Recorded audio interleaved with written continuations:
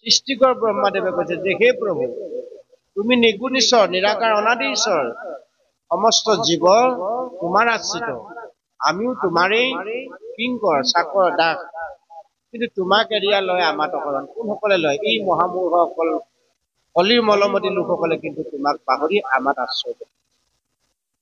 এনে নিগুণ তুমি পৰম ঈশ্বৰ, মায়াৰ অধীন আমি দেৱতা অপৰ, আমি অপৰ দেৱতা। যে আমাৰ নিজৰে আমাৰ ৰক্ষাৰ উপায় নাই, কিন্তু আমি আনক কেনেকৈ ৰক্ষা কৰিম? এই বুলি ব্ৰহ্মাই দেৱতাসকলৰ সহিতে ভগৱন্তক প্ৰাৰ্থনা জনাইছে।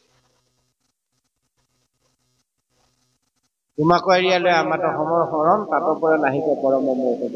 যেন কোনোজনে কুকুৰৰ লাঞ্জে ধৰি, কুকুৰ মানে জানোৱে আমি সকলো, কুকুৰৰ নেকুত ধৰি যিসকলে সাগৰ পাৰ হম বুলি ভাবে, যেন কোনোজনে কুকুৰৰ লাঞ্জে ধৰি যাইবা কৈ ছয়ৱাতি সমুদ্ৰ কতৰি। এই ভৱসংসাৰ তৰি যাম বুলি যদি কোনোবাই আমাৰ নেকুৰত ধৰি যাম বুলি ভাবিছে, সেইসকলৰ সমুদ্ৰত নহব তোমাৰ জ্যোতি। ইমান বেয়াকে আমাক গালি পাৰিছে, তথাপিতো আমি নুবুজি কি কৰিম? কাক বুজাব আপুনি কথা?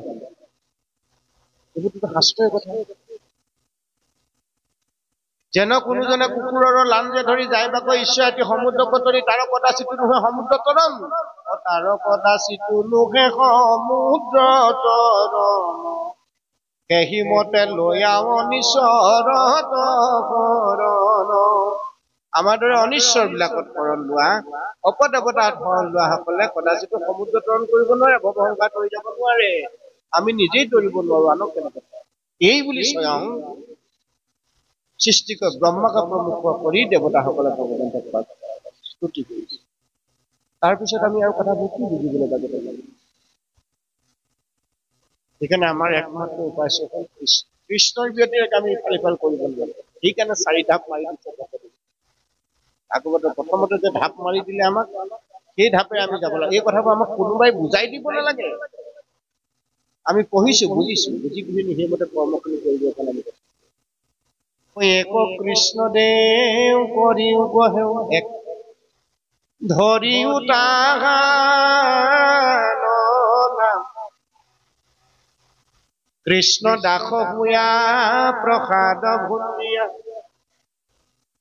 হস্তে কৰা তান কাম। মুকলিকে কৰিছে। হাতেৰে কৃতকৰ্ম কৰো আমি। কৰ্মবিলাক কিহে কৰো? হাতেৰে কৰো, নকৰো জানো? কৰ্ম কিহে কৰো? বাক্যৰে কৰো। কৰ্ম কিহে কৰো? মনৰ পৰিকল্পনাৰে। গতিকে মন শুদ্ধ কৰা, বাক্যবোৰ শুদ্ধ কৰি কোৱা, আৰু হাতৰ কৰ্মবিলাক মনৰ পৰিকল্পনাৰ যোগেদি কৰা কৰ্মবিলাক সঁচাই ভাল কৰা।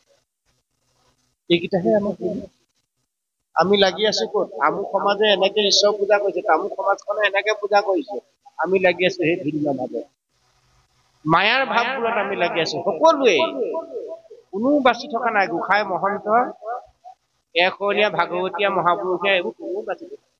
চব মায়াত নিবৰ্তমান হৈছে। কাৰণ ভগৱতী অলপ পিছতে কবই যে মই যোৱাৰ লগে লগে কলি আহি দাস কৰিব। কোনো বাচি নাথাকিব তাত, কোনো সন্ত মহন্ত তাত বাচি নাথাকিব, সকলোকে কলিয়ে কৰিব। কলি মলত আমি সকলো পথ দেখাই আছো। আমি ভাবি আছো আমি কৰি থকাবোৰ শুদ্ধ, বেলেগে কৰি থকাবোৰ ভুল। নহব। সঁচা ভাৱে শাস্ত্ৰই প্ৰকৃততে যিটো কৈছে সেইমতে আমি কৰিছো, তেতিয়াহে আছে। তুলনা কৰিব নাই পৰা, কিন্তু 8 অনা কৰো। 8 অনা কৰিব পৰা নাই, 4 অনা কৰিবলৈতো আমি যত্ন কৰিব লাগিব। যদি অকোৱে নকৰো হ'ব জানো? সেইকাৰণে ধৰি দৃঢ়বত কৰি যত্ন বিপৰীত। দৃঢ় ব্ৰতেৰে সৈতে বিপৰীত যত্নৰ যোগেদি আমি জীৱনৰ প্ৰতিটো ফল অনুফল লাভ কৰোঁ। ভাগৱতৰ মাৰ গতি।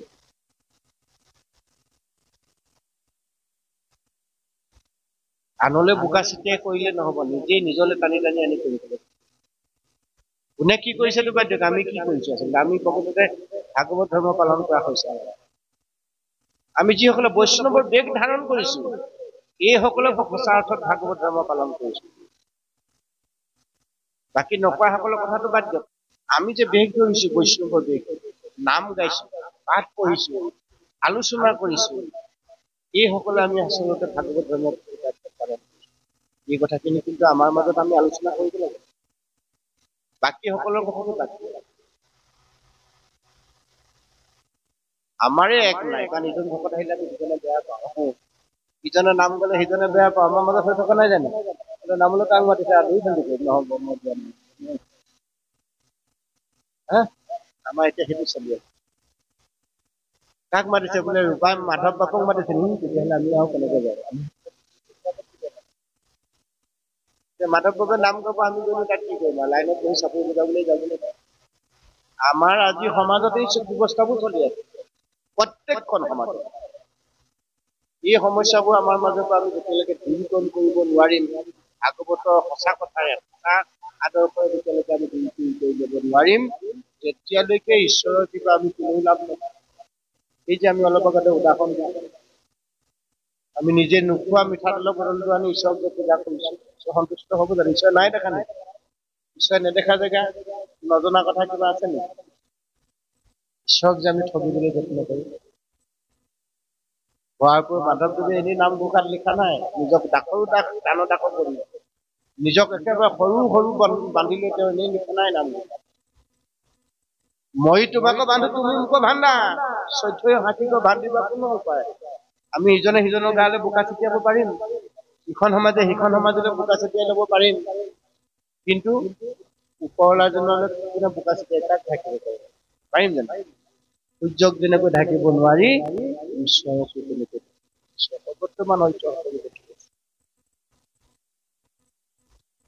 গতিকে আমি সাৱধান হ'ব নোৱাৰিলো, এনেই কৈ থাকিলে গাই থাকিলে কথাবোৰ।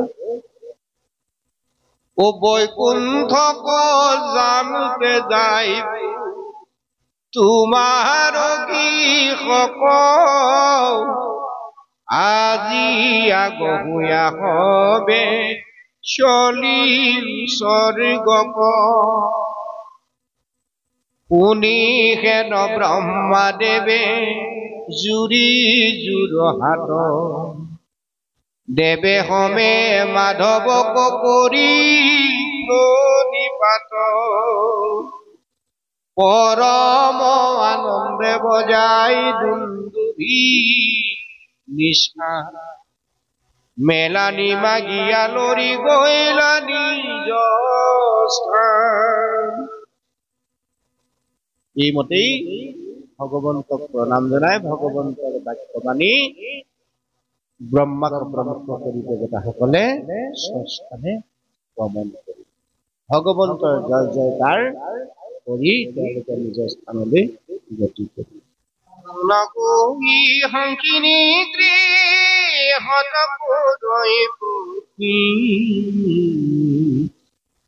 একে আকাশতে কত জন দুই শশী, উপজয় পশুত পক্ষী বানৰ তনৰ, অকালত বাঢ়ে নদী নদ সৰোবৰ।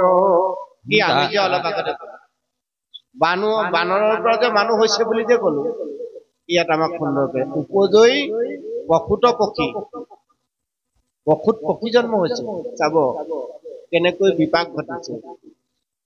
আৰু বানৰত নৰ, অৰ্থাৎ বানৰৰ পৰা মানুহ হৈছে, কলেনে হাসছে কথাটো? উপজয় পশুত পক্ষী বানৰত নৰ, বানৰৰ পৰা মানুহ হৈছে, নাই হোৱা যায়। অকালত বাঢ়ে নদী নদ সৰোবৰ, অৰ্থাৎ একেবাৰে শেষ জন্মটো বানৰ পাছতহে আমি মনুষ্য জন্ম লাভ কৰিছো। দ্বাৰকাৰ ওপৰত ধূমকেতু, মিলৈ বিমংগল পুৰী উচনৰ হেতু, দেখিয়া সমস্ত লোকে কম্পিত হৃদয়, জানিলো মিলিল যদু কুলৰ কলয়।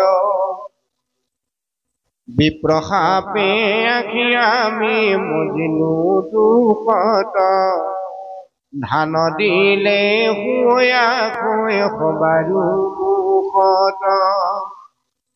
বৃদ্ধ বিধ যাদৱ গণৰ ধাত নাই কৃষ্ণৰ পাশত হবে ভুলয়ে কথাই উঠ কণ্ঠ শুকাই মুখ বিবৰ্ণ বদন কৃষ্ণক সন্মুখী হবে বুলিলা বচন ঋষি সাপে পলাইলা প্ৰভু ভৈলৱী সংগতি কহিও কি কৰিবু শেষ হব সম্পত্তি বুলিলা বাক্য জগত কোনাকুল বিধ হব বচন আমাৰ ভৈলৱী প্ৰভাৱিতো কুলত সম্প্ৰতি আকৌ এৰাইবাক পাৰে তাহাৰ ভকতি নেদেখো আমি আউৰ উপায় ইহাত মিলৈ মহা উৎপাত দেখা দ্বাৰকাত কালে গাহিলে কবিঘ্ন পাতিলে কদেৱে আমি যদু বংশ হৈত নাথাকি বুকে কৰা বিলম্ব প্ৰভাস সকলা দি যাওঁ হেন ভাবি পাক বিপ্ৰভাৱ কৈৰাও প্ৰভাসৰ প্ৰভাৱ শুনিও যদু যাক চন্দক দিলন্ত দৈখে ২৭ কন্যাক বৃক্ষিষ্ট বিপ্ৰক ভুঞ্জায়ু অন্ন পান ভূমি সুবৰ্ণ উচ্চগীতি উদান জানিবা দানেহে গতি দুখ হৰে যেন মহানাৱে সাগৰত পাৰ কৰে গুণী গান্ধী মনে মই বিমৰি কি চাই আতপৰে আন আমি নেদেখো উপায় কহিলো স্বৰূপে তোমাৰ হাত কিবা কাজ প্ৰভাকক যাইবে আৱে ধান্তে হুৱা বাজ ৰামে কৃষ্ণৰ দেখ শুনি যত যদুবন প্ৰভাস তীৰ্থক যাইবে উটাৱল মন জুৰৈ ঘোৰা হব আনি ৰথ জুৱলিত সুবৰ্ণ ৰথত তুলৈ ৰথৰ সম্প্ৰীত দ্বাৰকা নগৰ চানি প্ৰজাৰ সঞ্চাল চিহৰয় ঘোৰা জয় ঘণ্টাৰ আস্ফাল বজাওই নিচা নহবে হাজ হাজ ঝান্তে বিৰধা কত বলকু বাউই হাতে বাতে দিন্দি মদগৰ দন্দি দেই ভেৰু ডাক ৰথ গজ বাজি সাজি বজাই যাকে যাক শিৰলে চামৰে চানি আখে ছত্ৰ দণ্ড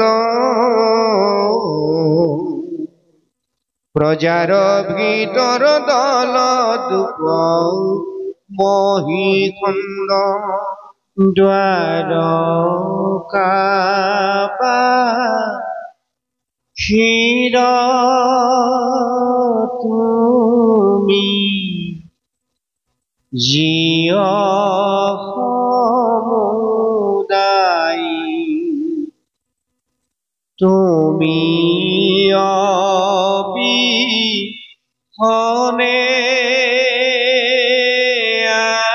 আমি মৃত পৰাই তোমাৰ বা কিবা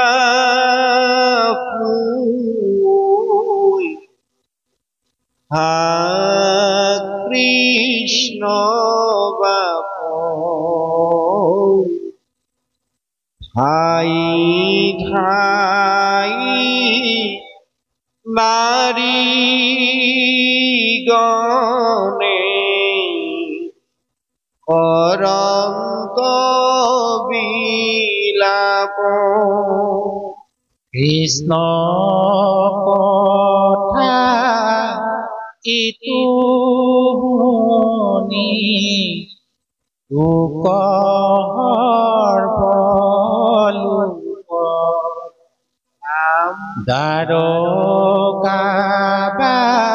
দাৰোগাবাসীৰ দেখা কেনে দুখ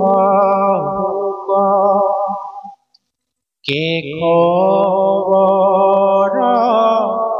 বংশৰ বিপাক কেনে দেখা ইটো সংসাৰত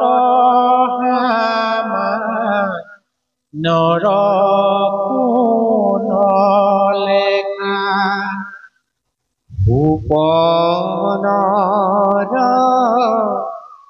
নিধি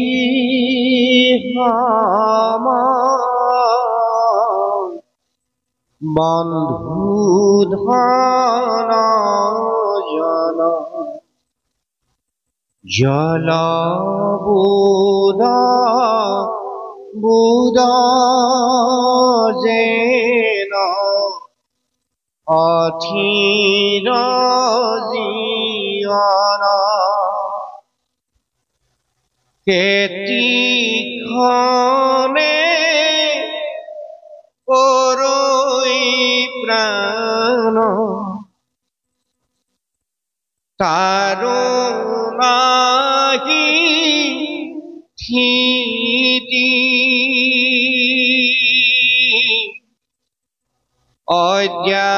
অদ্যাপিনো পজৈ জম যাতনাৰ ভীতি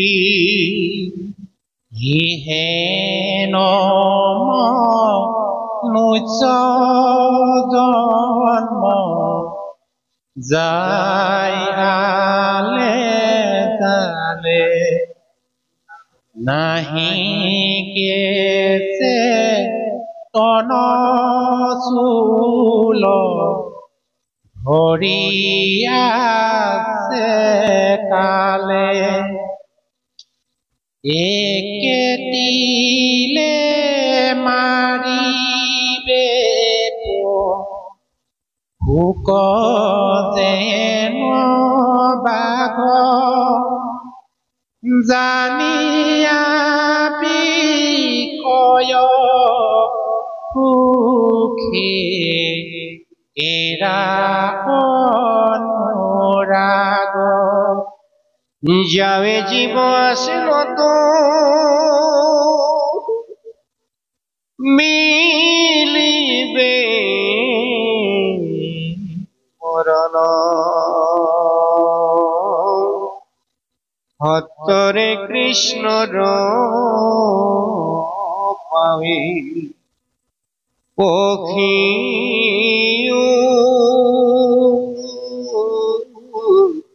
হৰণ কৃষ্ণ বিনে নাহি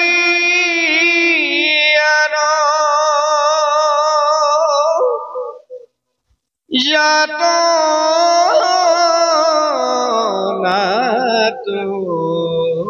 ত্ৰাণ স্মৰণতে সন্ত বৈষ্ণৱ জগতৰ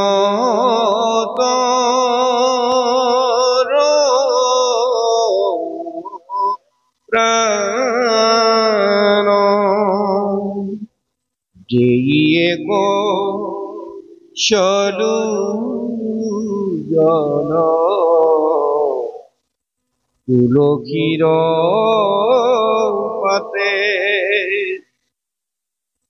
নিয়েতে বিক্রয় কৃপা ময় যন্ত্র তাতে হেন বন্ধু মাধবর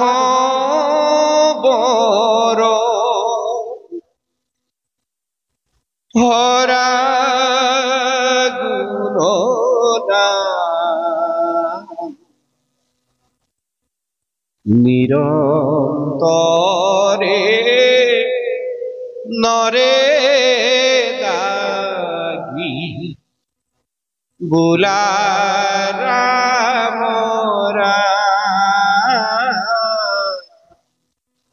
কৃষ্ণ হরি রাম রাম রাম রাম। খুব সুন্দৰকে শেষৰ 4 লাইনত আমাক এটা উপদেশ দিলে যাৱে জীৱ আছে নতো মিলিবে মৰণ আমি যিমান বিলাক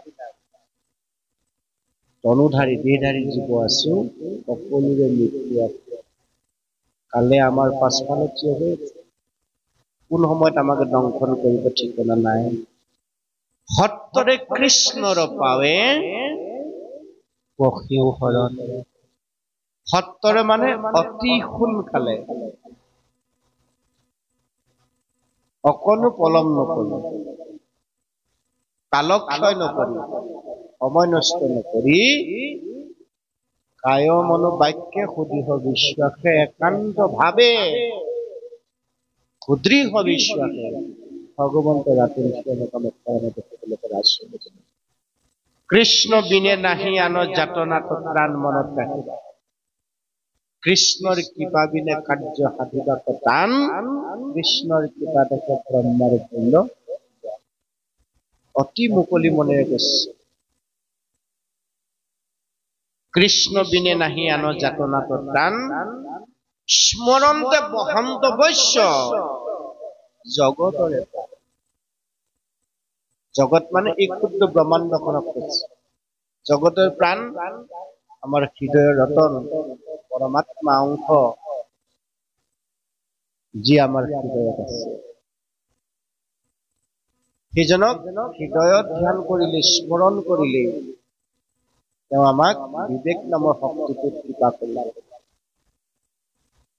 মই কোনখিনি খাব লাগে কোনখিনি শুনিব লাগে কোন স্থানলৈ যাব লাগে কি পিন্ধিব লাগে কেনেদৰে চলিব লাগে এই গোটেই জ্ঞানখিনি আমাক বিবেকত ভগৱন্তই কৃপা কৰে আমি ভগৱন্তৰ নিজক প্ৰথমতে খালি সমৰ্পণ কৰি দিব লাগিব সমস্ত কায় বাক্য ভগৱন্তই বিধিগত হৈ জীৱক কৃপা কৰে ভগৱন্ত অকপট হৃদয়ত সদা সৰ্বদা বিৰাজ কৰি থাকে কপটতাহীন হৃদয়খন আমাক কোনটো লাগিব সেই হৃদয়খন আমি তৈয়াৰ কৰিব লাগিব যিখন হৃদয়ত থাকিব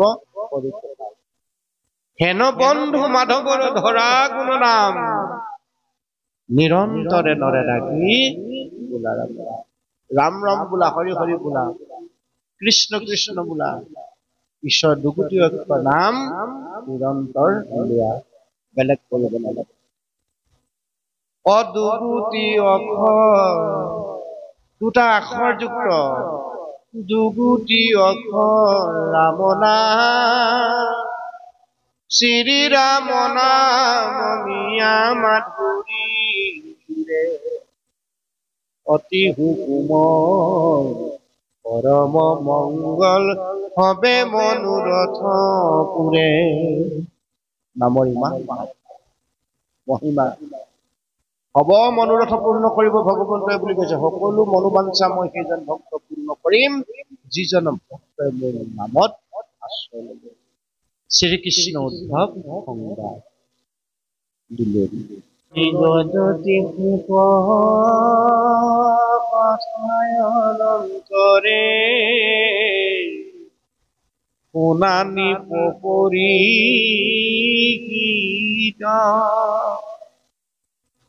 পৰম ভগত ধবে বুজিলা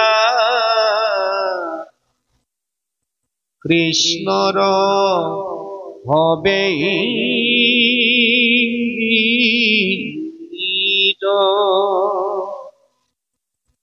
দেখিবি মংগল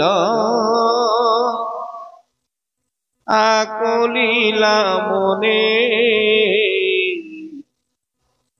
মাধৱৰ ভক্তি কাজ কুল সংহৰিবা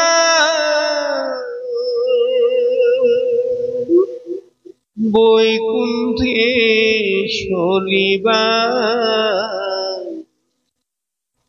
হেৰিয়া দ্বাৰকা ৰাজ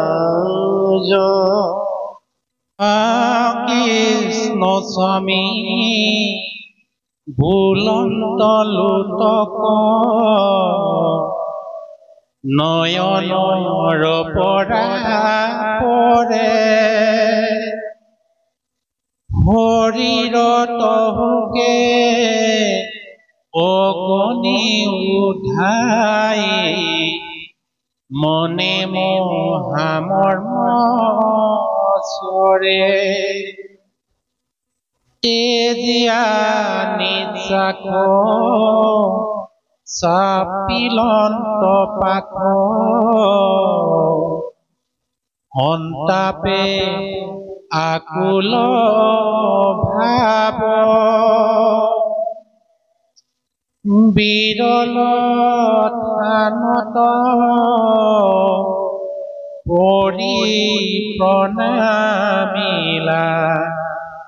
হিৰে পৰখিয়া পাও কৃষ্ণৰ বিয়োগে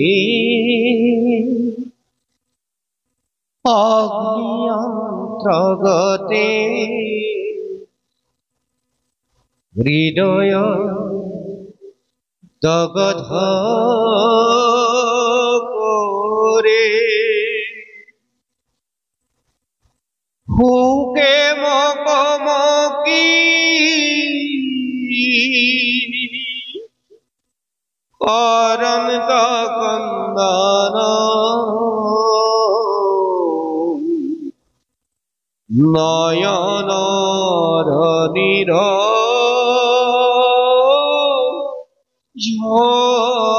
ঝৰে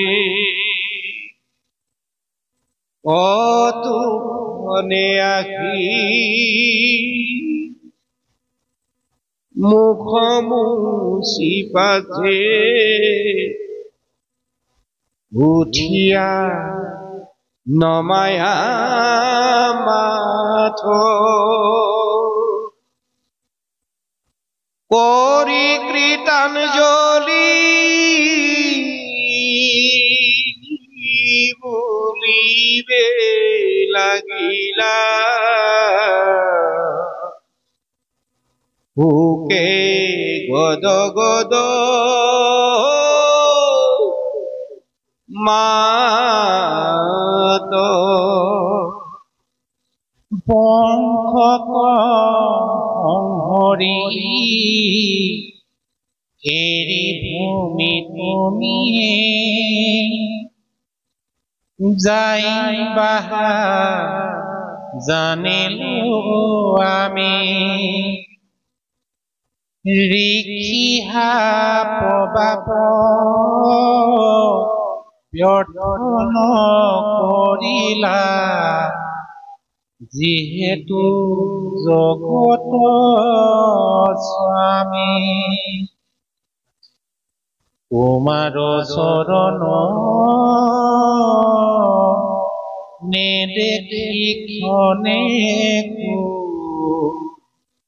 থাকিবে নোৱাৰো হৰি তুমি এৰিলা তো চাৰি প্ৰাণ প্ৰভু অৱশ্যকে যাই মৰি তুমি তো পূৰ্ণ তুমি বিনে শূন্য দেখোই ত্ৰিজগত কাপুণ্য কৰো চৰণত ধৰু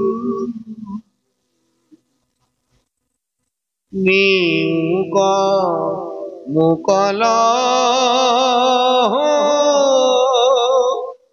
গত তোমাৰ চৰণ পংকজ পুজিবে কত পুণ্যে পাইলু লাগ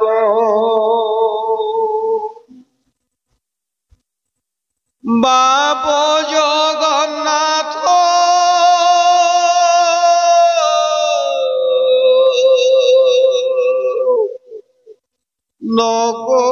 নকৰামনাথ ভকত তুমি ত্যাগ শয়নে ভোজনে স্নান পুষ্পামি সদায় সেৱা কৰো আমি তোমাক নেদেখি ৰাখি প্ৰাণ প্ৰভু কিমতে বৰ্তিবো স্বামী মই পিন্ধো চাৰ বস্ত্ৰ অলংকাৰ তোমাৰ উচিষ্ট কায়া দহাই আছে চিত কিনো বিপৰীত কৰিব দুষ্টৰ মায়া জ্ঞানী গণে দুখে ইন্দ্ৰিয় পদমী কাম ক্ৰোধ যিনি যিটো ব্ৰহ্মপদ পাৱৈ প্ৰভু তাহাৰো আছে বিকিনি আমি মহামূৰ্খ গৃহবাসী সুখে সংগলয়া ভকতৰ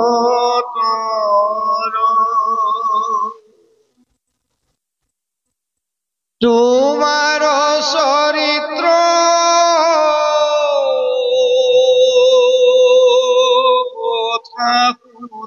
বিলাপে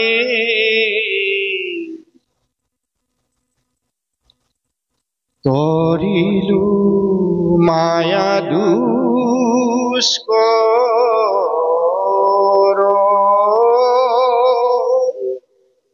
তয়ু পাদ পদ্ম হৃদয়ে ভৰিয়া গাইব গুণ নাম গীত এতেকে মুকুতি প্ৰয়াসে পাইব হেনকে আছিল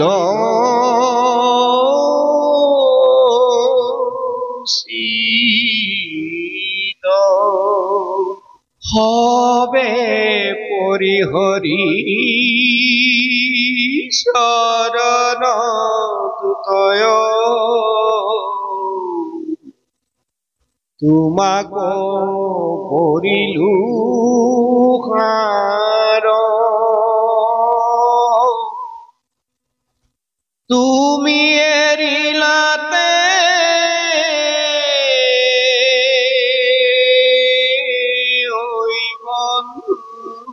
মাধৱ দিনতে দেখুৱা ধাৰ হে প্ৰাণনাথ নকৰা অনাথ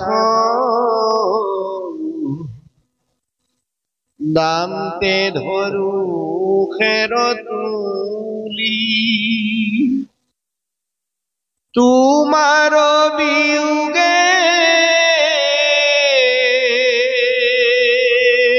অগনি এখনে দেখা মোক আমাৰে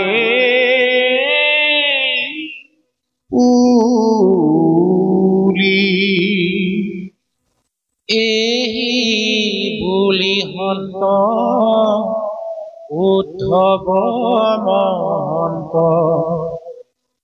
আতি প্ৰেম অনুৰাগে অনেক কাতৰ কৰিয়া কান্দন্ত পৰিয়া কৃষ্ণৰ আগে নয়নৰ নীৰ ধাৰায়ে বহো ভোকত আকুল ভাৱে কত কাকুতি কৰিয়া কান্দন্ত ভৰিয়া কৃষ্ণৰ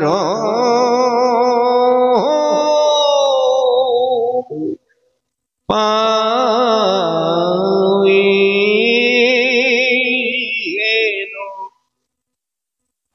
অৰুণ শৰণ দুখানি তেজি জীবু পুনগতে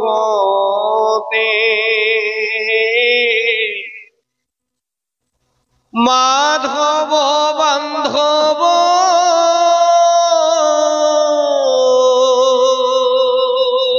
নৱধা অমূলি নিয়োগ মুকল গতে এই পাৱে পৰিয়া কান্দন্ত অনেক কাৰুণ্য ভাৱে দখু দিখে দুখে কন্ত আন্ধাৰ চেতন নাহি কে গাৱে ভকতৰ দুখ দেখি ভগৱন্ত ভৈলন্ত নেত্ৰ জল অখন্তুখে কিছু পৰাইলা মধু সংকোচ মুখ কোমল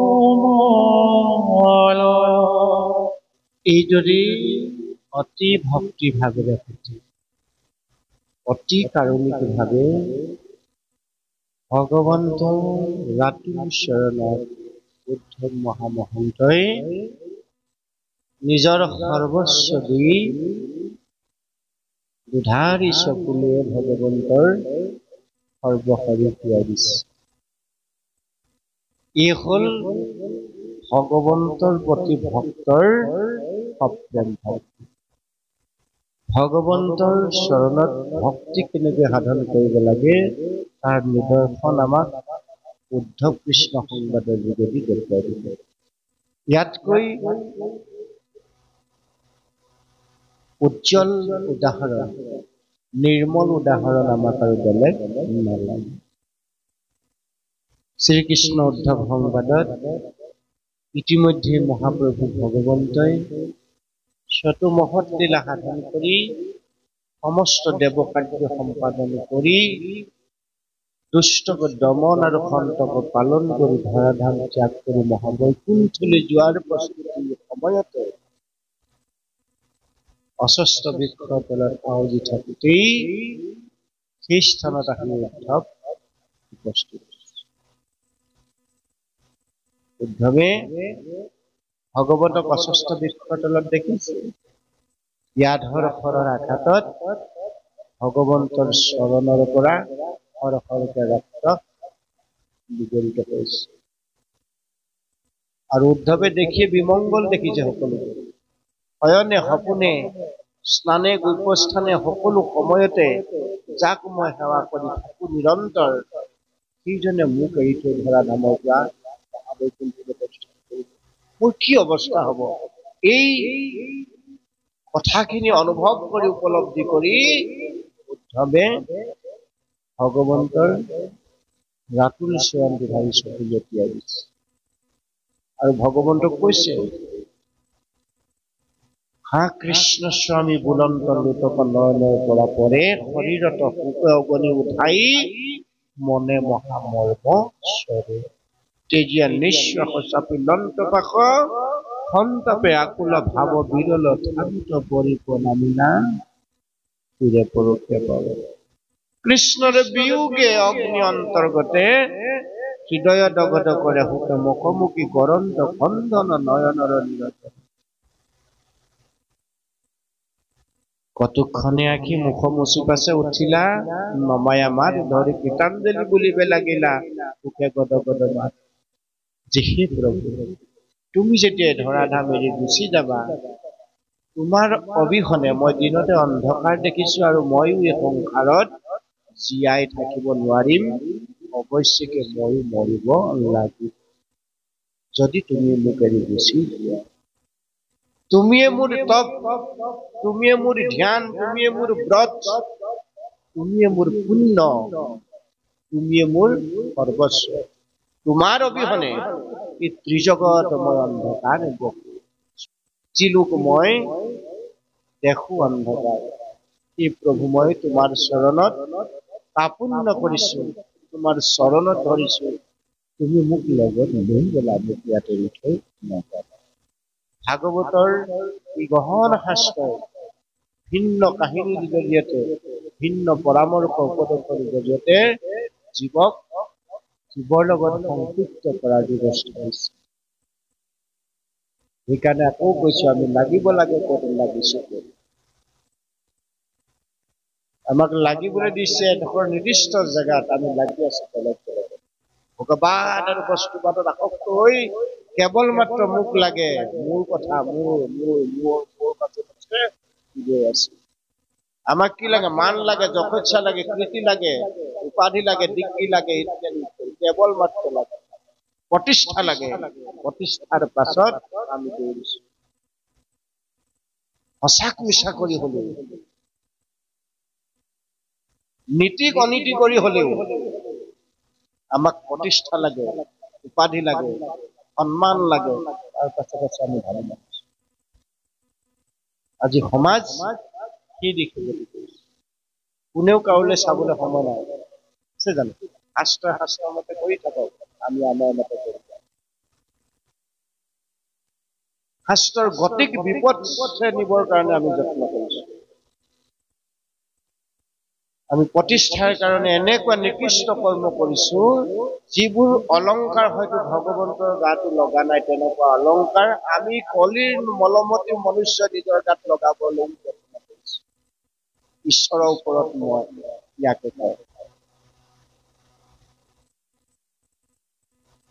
ভিন্ন অনুষ্ঠান আমি অনুষ্ঠিত কৰিছো, ধৰ্মীয় অনুষ্ঠান, আধ্যাত্মিক অনুষ্ঠান, সাংস্কৃতিক অনুষ্ঠান, সকলোতে কিন্তু নিজৰ যশ কীৰ্তি প্ৰচাৰ প্ৰসাৰৰ কাৰণে, নিজক সকলোৰে উদ্ধত প্ৰতিষ্ঠা কৰিবৰ কাৰণে, গুৰুজনাতকৈ উদ্ধত কৰি, ভগৱান কৃষ্ণদেৱতকৈ উদ্ধত কৰি নিজক প্ৰতিষ্ঠা কৰিবৰ কাৰণে আমি ভিন্ন কৌশল অৱলম্বন কৰিছো। আপুনি মই ছচিয়েল মিডিয়া মেলিবই নোৱাৰো, ইমান বিতৰ্ক ধৰ্মক লৈ, ইমান বিতৰ্ক সংস্কৃতিখনক লৈ, ভূ সংস্কৃতিক লৈ।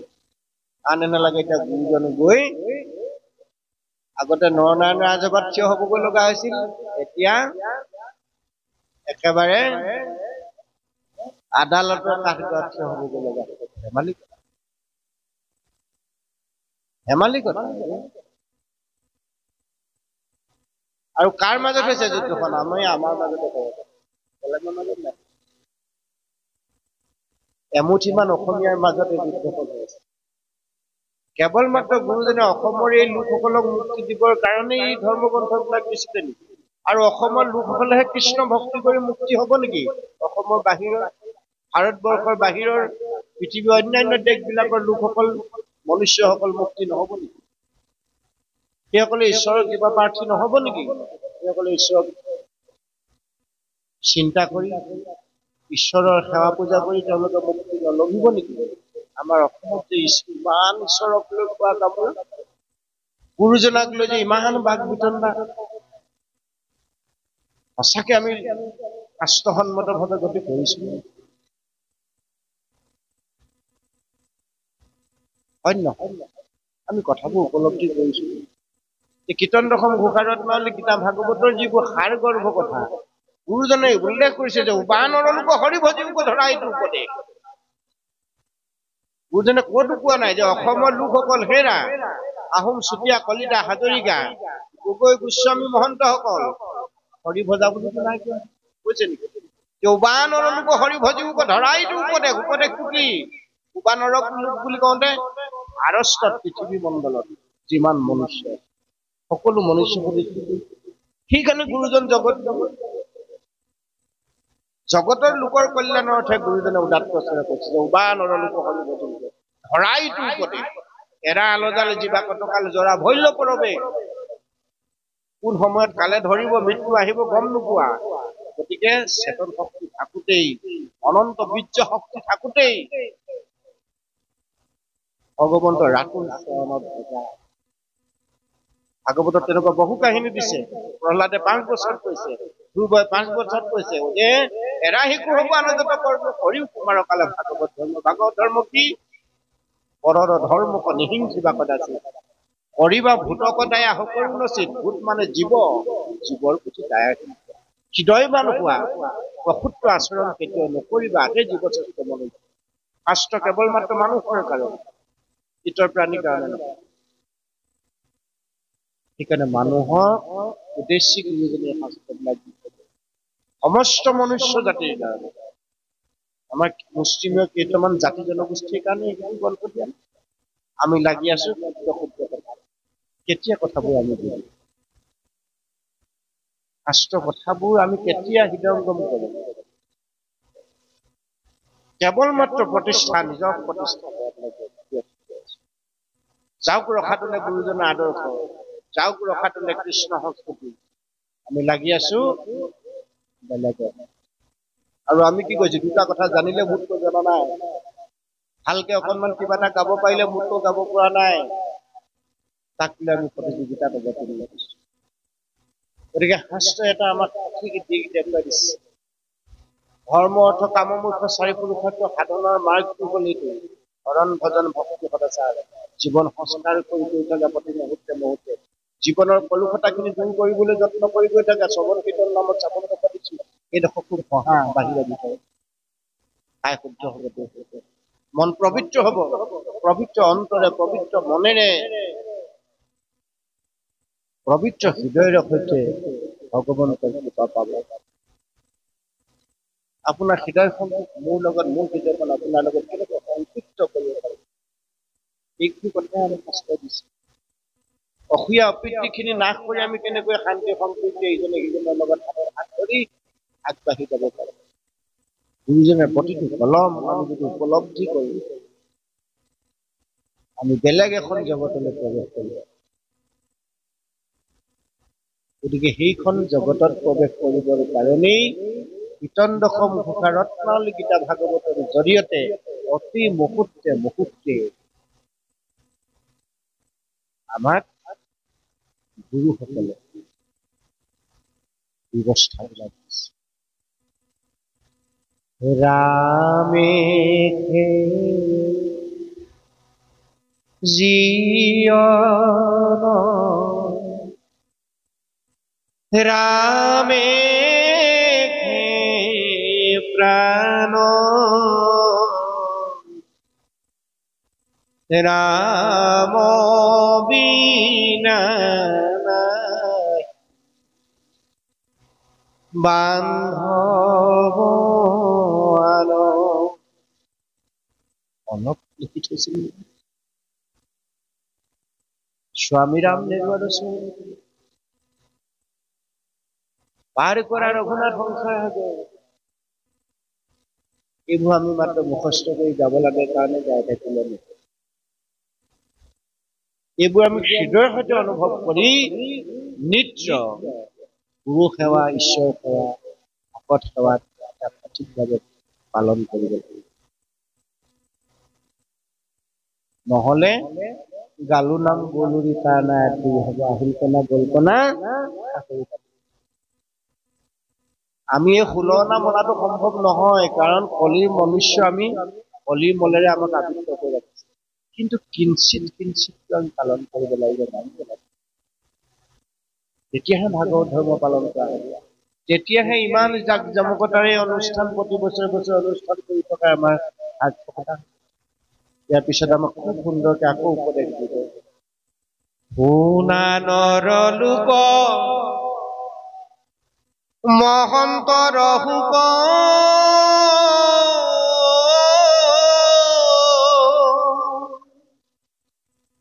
দেখা দুখকে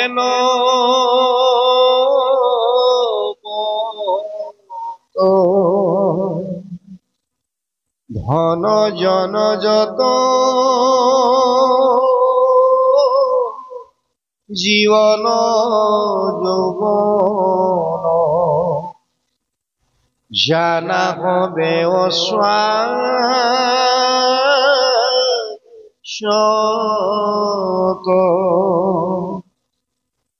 পুত্ৰ পৰিবাৰ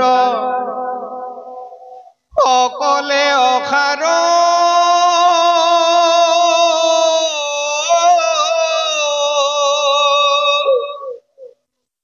তাতে নাতে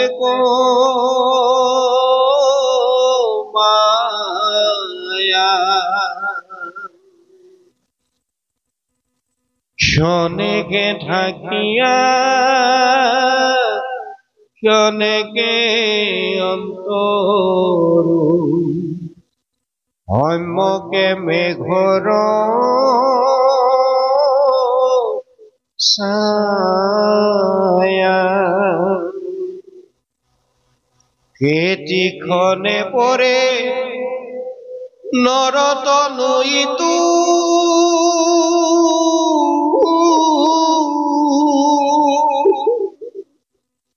ইয়ন জলৰ ৰেখা হততে চিন্তিও কৃষ্ণৰ চৰণ মৰণয়ে ভুনে দেখা দেৱে তীৰ্থে যাক তাৰিবে নোৱাৰ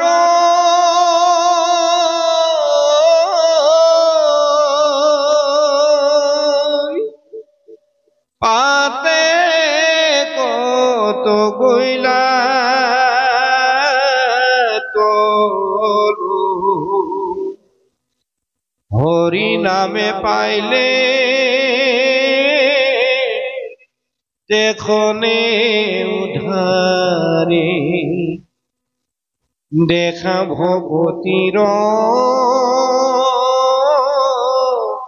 বল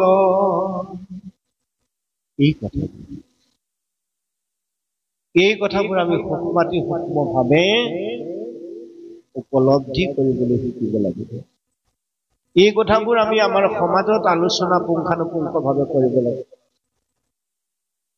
খাও পিও ঘুমত যদি সৰ্বক্ষণে থাকো নহ'ব।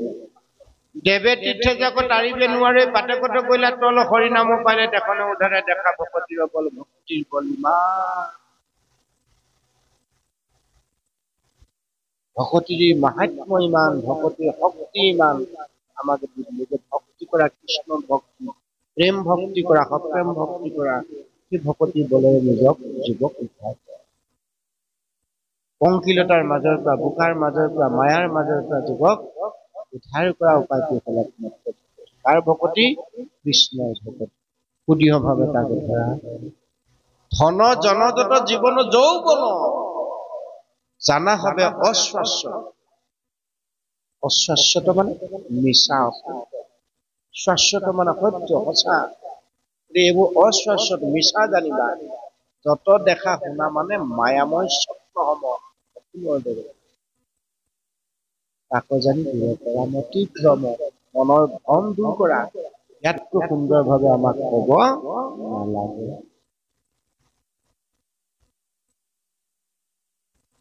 দুৰাচাৰ যেবে হৰি নাম লৈ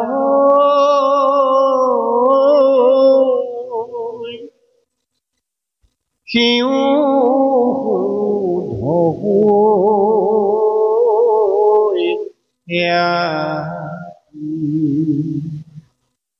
কৃষ্ণক স্মৰণে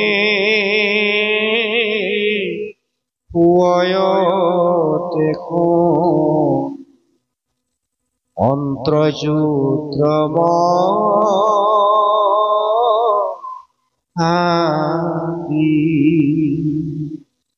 বিষয়ৰ দুখে বাধিবে নোৱাৰে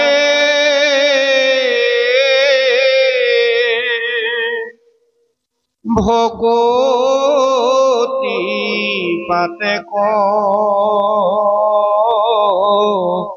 হৰে আশুক উত্তম ভকতৰ কথা সামান্য ভকত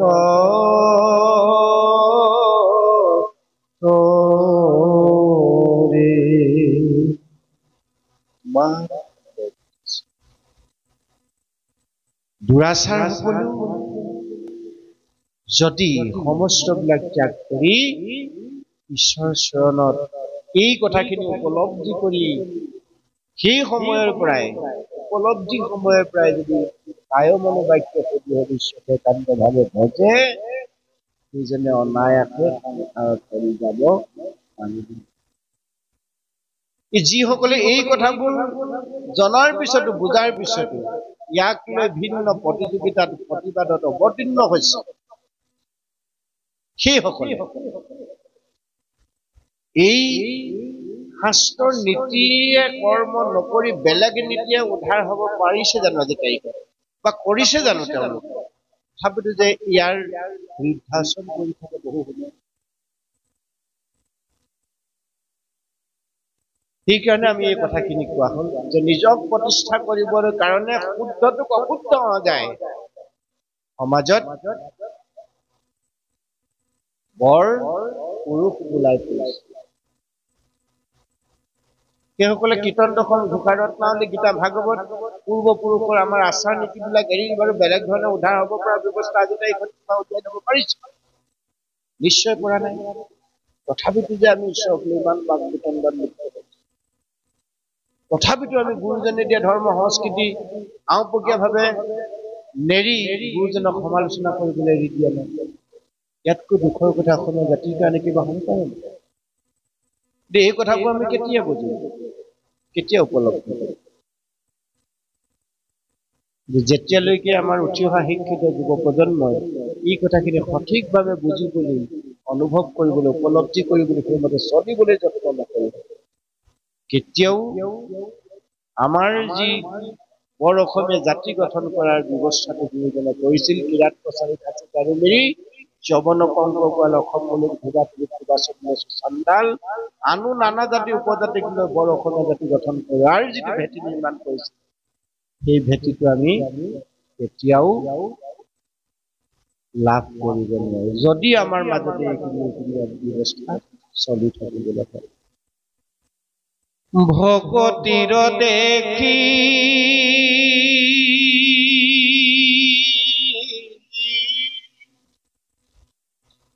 আশ্চৰ্য মহিমা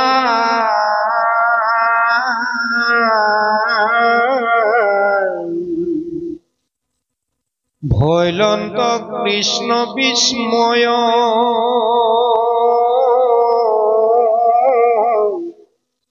হেন জানি তু হৰিৰ নামত হেৰিও হবে সংশয়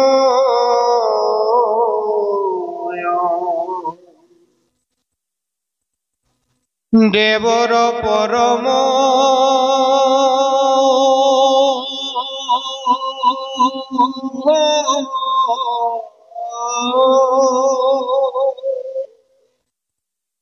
ঈশ্বৰ মাধৱ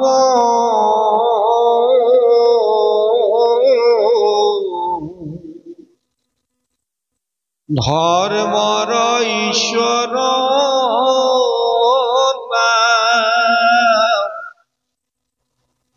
উদ্ৰিহ বিশ্বাসে কৰি নিৰন্তৰে অডাকি বোলা ৰাম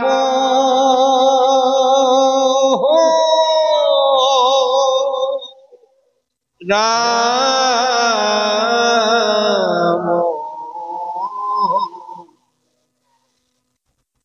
কৃষ্ণ হৰি ৰাম